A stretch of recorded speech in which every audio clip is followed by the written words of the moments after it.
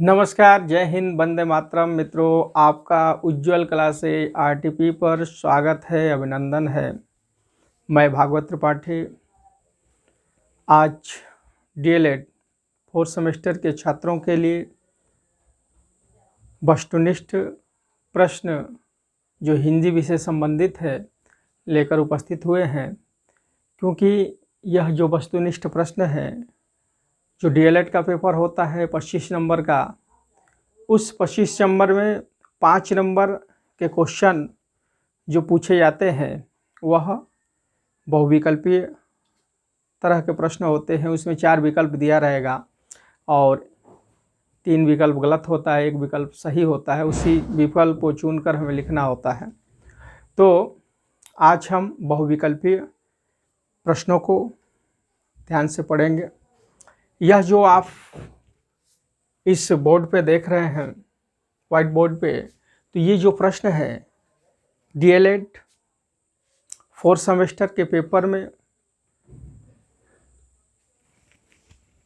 2017 का यह पेपर है। 2017 के पेपर में ये क्वेश्चन आए हुए हैं और हर साल ऐसे ही क्वेश्चन पेपरों में पूछे जाते हैं। तो मैं आपसे यही कहना चाहूँगा कि जो पीछे के जितने भी पेपर हैं उन पेपरों को भी आप पढ़ने का कार्य करें, क्योंकि मैंने कई पेपरों को पढ़ने के बाद, देखने के बाद ये पाया है कि एक ही प्रश्न कई बार रिपीट हुआ है, कई बार पूछा गया है। तो इस क्वेश्चन को आज यहाँ पढ़ेंगे। तो ये क्वेश्चन ये नहीं है कि सिर्फ डीएलएड के पेपर में ही काम आएगा, बल्कि यूपी टेट, सीटेट में भी इससे क्वेश्चन आ सकते हैं। तो आप अभी से इन बहुविकल्पीय प्रश्नों को याद करने का कार्य करें। चलिए आइए हम स्टार्ट करते हैं। वस्तुनिष्ठ प्रश्न में जो पहला क्वेश्चन है वह है कि साकेत के रचनाकार हैं। साकेत एक महाकाव्य है और साकेत के रचनाकार पूछा गया है। 4 विकल्प यहाँ पे दिए हुए हैं। पहला है महादेव वर्मा, दूसरा बिहारी, तीसरा है मैथिली शरण गुप्त और चौथा है जयशंकर प्रसाद। तो आपको बताना है कि साकेत जो महाकाव्य है उसके रचनाकार कौन है। तो इसका सही आंसर है, वह आंसर है आंसर नंबर ये सी, विकल्प नंबर सी, मैथिली शरण गुप्त जी। मैथिली शरण गुप्त जी ने साकेत की रचना की और यह मैथिली शरण गुप्त, महादेव वर्मा, ये जयशंकर प्रसाद, ये सभी आधुनिक काल के कवि हैं।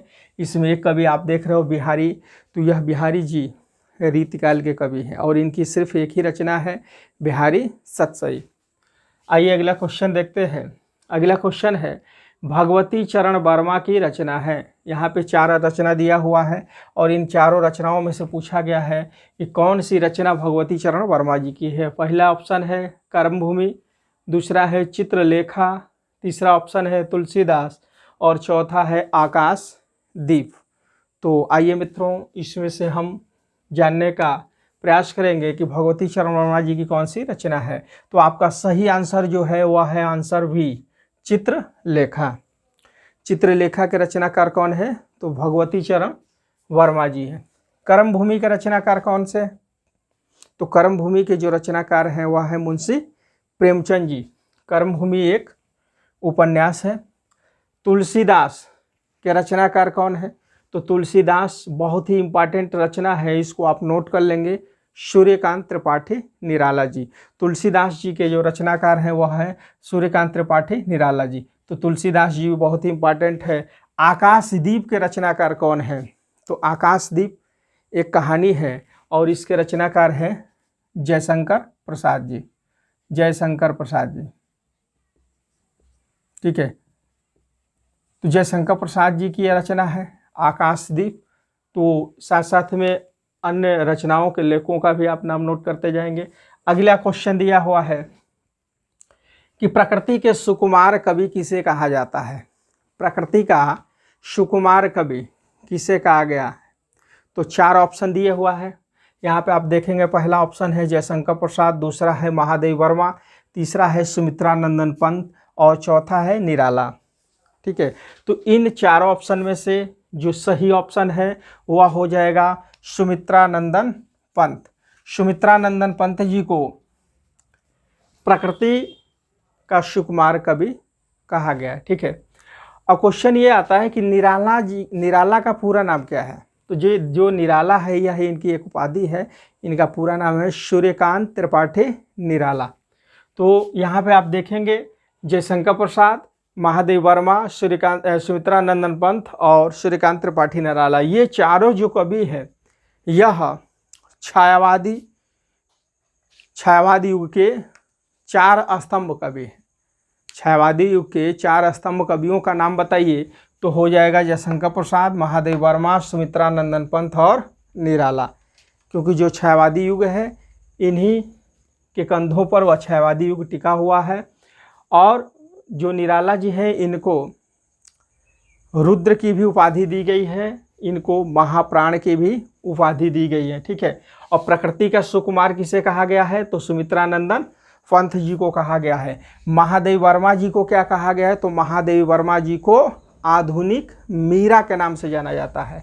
और जयशंकर प्रसाद जी को क्या कहा गया है, तो जयशंकर प्रसाद जी को छायावादी युग का जनक माना गया है। आइए दोस्तों आगे देखते हैं।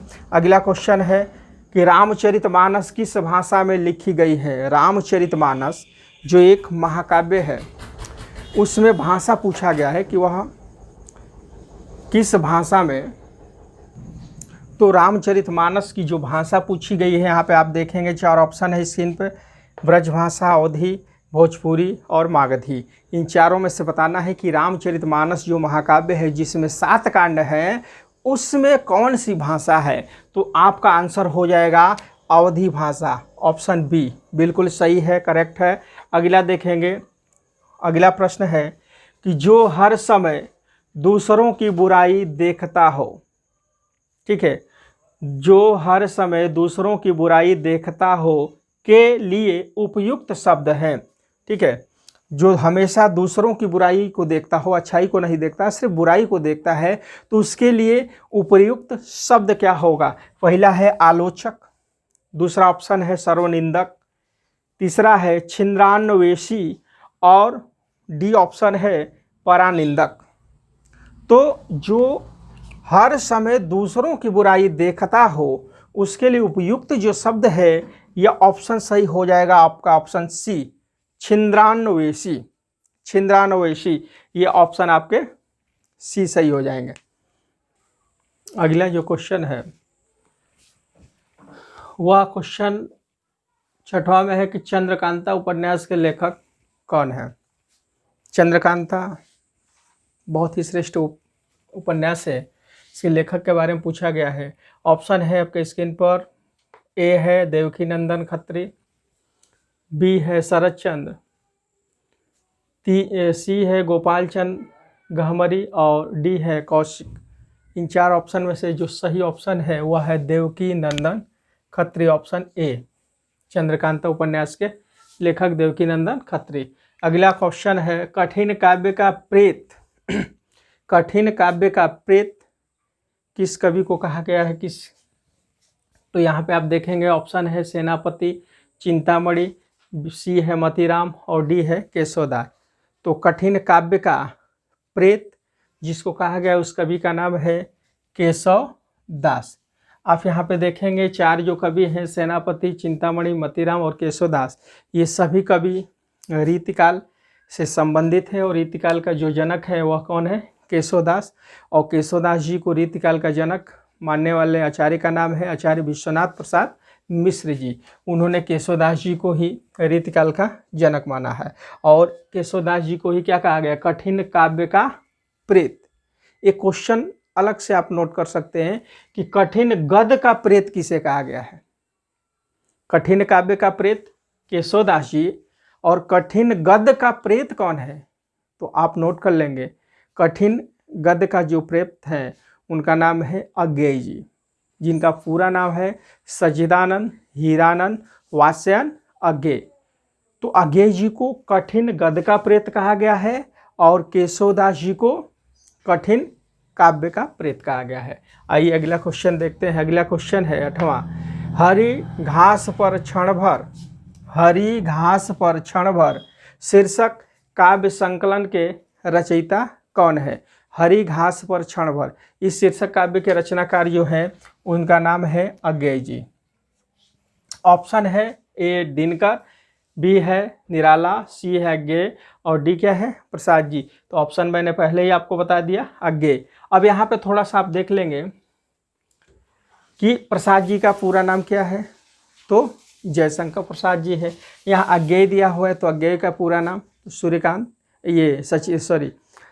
सच्चिदानंद हीरानंद वात्स्यन अज्ञेय। और निराला जी का पूरा नाम है, तो ये हो जाएगा सूर्यकांत त्रिपाठी निराला। दिनकर शब्द दिया गया है तो दिनकर जी का पूरा नाम क्या है?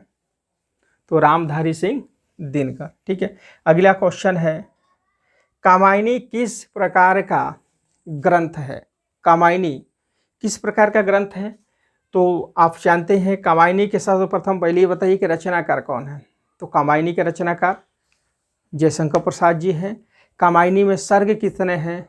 तो कामायनी में जो सर्ग है, सर्गों की संख्या 15 बताई गई है। ठीक है, तो कामायनी में 15 सर्ग पाए जाते हैं। और क्वेश्चन ये है पूछा गया कि कामायनी किस प्रकार का ग्रंथ है? पहला है खंड काव्य, दूसरा है महाकाव्य, तीसरा है मुक्तक काव्य और चौथा क्या है? चंपू काव्य। तो आपका आंसर सही हो जाएगा, कामायनी एक प्रकार का महाकाव्य है। ऑप्शन बी बिल्कुल करेक्ट आंसर है, ऑप्शन बी कामायनी महाकाव्य है। अब यहाँ पे देखेंगे कि महाकाव्य किसे कहते हैं। तो महाकाव्य जो होता है, किसी प्रसिद्ध कोई भी राजकुमार हो, राजा हो, उसके जन्म से मृत्यु तक के प्रमाण को महाकाव्य में लिखा जाता है। जैसे कामायनी में मनु जी के बारे में वर्णन किया गया है। रामचरितमानस भी एक महाकाव्य है जिसमें रामचंद्र जी के जन्म से और अंतिम समय तक के वर्णन किया गया है। उसी तरह से खंड काव्य जो होता है, खंड काव्य महाकाव्य का ही एक पार्ट होता है, एक भाग होता है। ठीक है, उसमें से किसी एक नायक का एक भाग ले लिया जाता है और महाकाव्य का जो टुकड़ा होता है, खंड होता है, तो उसी को हम खंड काव्य कहते हैं। यानी उसमें से एक ही चरित्र को लिया गया। जैसे मान लीजिए कि आपका महाभारत क्या है, एक महाकाव्य है, लेकिन उसी में से कर्ण का एक चरित्र ले लिया गया तो क्या हो गया? कर्ण खंड काव्य। यानी किसी एक पात्र के चरित्र को जब कभी दर्शाता है तो ऐसे रचना को हम क्या कहते हैं? खंड काव्य कहते हैं। अगला है मुक्तक काव्य। तो मुक्तक काव्य महाकाव्य और खंड काव्य इन दोनों से अलग होता है। अर्थात मुक्तक काव्य में एक ही कल्पना, एक ही अनुभूति और एक ही चित्रण होता है। जैसे मान लीजिए कबीरदास जी की जो रचना है, सूरदास जी की रचना है, तुलसीदास जी ये मीराबाई की जो रचना है, तो इस तरह से इनके द्वारा रचित जो रचना है जिसमें एक ही भाव निहित हो, एक ही छंद निहित हो, एक ही कल्पना का चित्रण किया गया हो, तो ऐसे काव्यों को, ऐसे कविताओं को हम मुक्तक काव्य कहते हैं। अगला है चंपू काव्य। चंपू काव्य किसे कहते हैं? तो चंपू काव्य वह काव्य होता है जिसमें गद्य और पद दोनों का सम्मिश्रण होता है। अर्थात कुछ बातें गद्यात्मक रूप में होती है और कुछ पदात्मक रूप में होती है। तो गद्य पद के मिश्रण से जिस काव्य का निर्माण होता है उसे हम क्या कहते हैं? चंपू काव्य। आइए अगला क्वेश्चन देखते हैं कि किस काल को स्वर्ण काल कहा गया है। बिल्कुल ही इंपॉर्टेंट क्वेश्चन, कई बार ये पेपर में पूछा जा चुका है कि किस काल को स्वर्ण काल कहा जाता है। स्वर्ण काल, सुनहरा काल। तो देखिए 4 ऑप्शन दिए हुए हैं। पहला ऑप्शन ए है आदिकाल, बी है भक्तिकाल, सी है रीतिकाल और डी है आधुनिक काल। इन चारों कालों में से जो स्वर्ण काल है वह आपका हो जाएगा ऑप्शन बी, भक्तिकाल। भक्तिकाल को स्वर्ण काल की उपाधि दी गई है। अब एक क्वेश्चन मैं आपसे पूछ दे रहा हूं कि भक्तिकाल को स्वर्ण काल किसने कहा है? तो आपका आंसर हो जाएगा डॉक्टर श्याम सुंदर दास जी ने। ठीक है, अगला क्वेश्चन है क्वेश्चन 11। तुलसीदास जी के गुरु कौन थे? तुलसीदास जी के गुरु का नाम बताना है। पहला ऑप्शन है वल्लभाचार्य, बी ऑप्शन है नरहरिदास, सी है रामानंद और डी ऑप्शन है कबीरदास। बहुत ही इंपॉर्टेंट क्वेश्चन, कई बार पेपरों में पूछा गया है। तुलसीदास जी के गुरु का नाम है ऑप्शन बी नरहरिदास जी। ठीक है, नरहरिदास जी को तुलसीदास जी का गुरु माना गया है। लेकिन शिक्षा देने वाले, अगर गुरु पूछ दिया जाए कि तुलसीदास जी को शिक्षा देने वाले गुरु कौन है, जिन्होंने इनको पढ़ाया था, जिन्होंने वेद पुराणों का ज्ञान कराया था, तो ऑप्शन आपका होगा शेष सनातन। जो शिक्षा देने वाले इनको गुरु थे शेष सनातन जी थे। शेष सनातन जी को शिक्षा देने वाला गुरु माना गया। अगला क्वेश्चन है सुगम शब्द का विलोम है।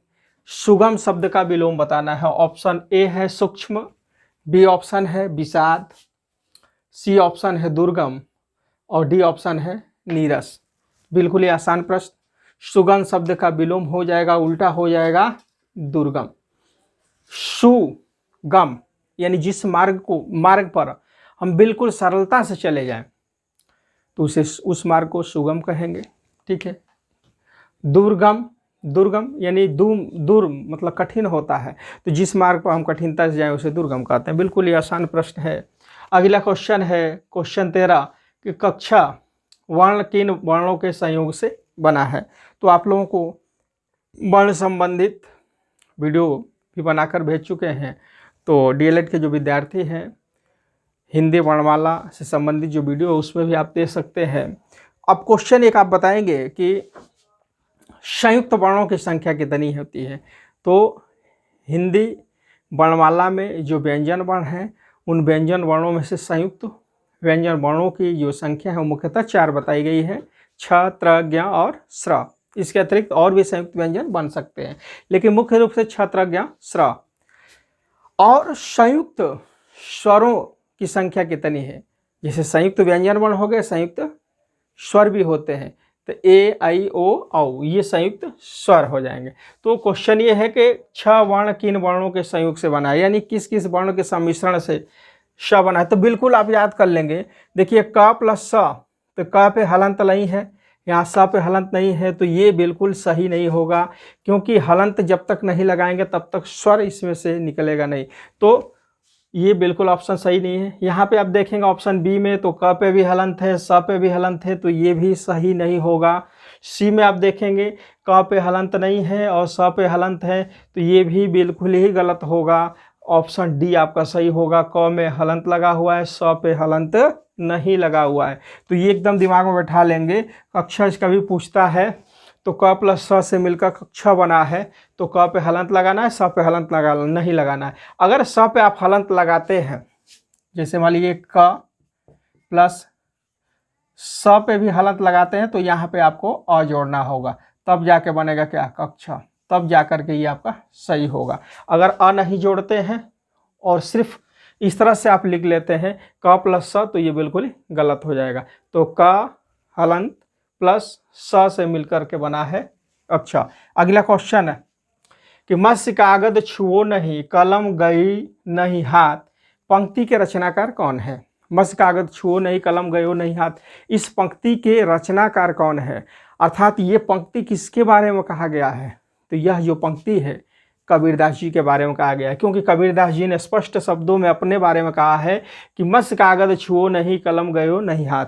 मैंने ना तो कभी कागज ही छुआ है और ना ही कलम ही, पेन ही मेरे कभी हाथों में आई है। तो इस पंक्ति स्पष्ट होता है कि कबीरदास जी पढ़े लिखे व्यक्ति नहीं थे। तो ये जो पंक्ति है यह किस कवि या रचनाकार के बारे में कहा गया है, तो आपका आंसर हो जाएगा ऑप्शन बी, कबीरदास जी के बारे में कहा गया है। अगला क्वेश्चन है मैला आंचल के रचनाकार कौन है। मैला आंचल बहुत ही इंपॉर्टेंट यह जो है रचना है और कई बार ये पेपरों में पूछा जा चुका है।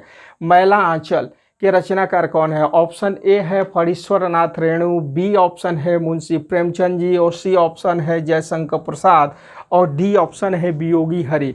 इन चारों में से आपको ये बताना है कि मैला आंचल जो उपन्यास है इसके रचनाकार कौन है। तो आपका आंसर सही हो जाएगा ऑप्शन ए, फणीश्वर नाथ रेणु, जो बिहार के रहने वाले व्यक्ति हैं और इनको ग्रामीणांचल अर्थात आंचलिक उपन्यास लिखने का श्रेय दिया गया है, अर्थात इनको जनक माना गया है। जिसमें से जो मैला आंचल है यह एक उपन्यास है जिसमें ग्रामीण परिस्थितियों के बारे में इन्होंने बखूबी बढ़िया से वर्णन किया है। तो फ्रेंड, आपको आज का यह वीडियो कैसा लगा आप कमेंट के माध्यम से हमें ज़रूर बताएं, और यदि हमारा यह वीडियो आपको अच्छा लगा हो तो प्लीज़ हमारा जो चैनल है उज्ज्वल क्लासेज RTP उसको सब्सक्राइब करें, बेल आइकन दबाएं, दोस्तों और मित्रों में भी शेयर करें। तब तक के लिए आपसे पुनः फिर मुलाकात होगी अगले वीडियो में। जय हिंद, जय भारत।